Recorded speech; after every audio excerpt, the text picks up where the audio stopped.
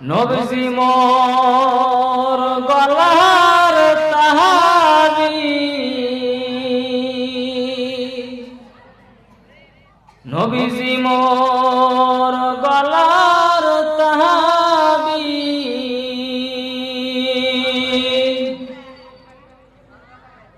আরে চোখের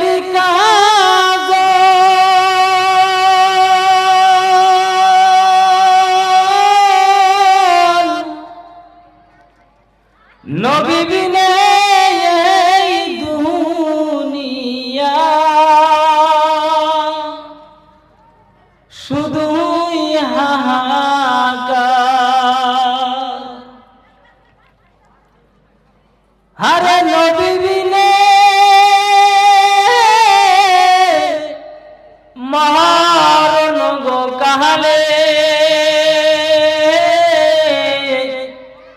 শুধুই যে বেহাকার, সাইনাটা কাহা সাহাই না গো বাদশাহ, আরে সাইনা সিংহাসন,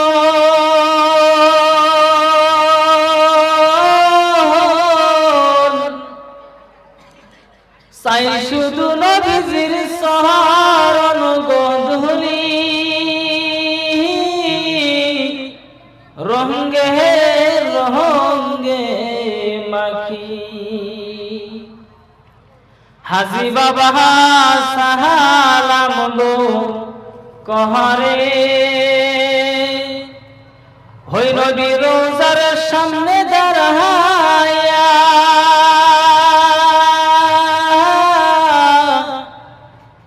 এই গুনাহগার দরুদ গো পড়ে,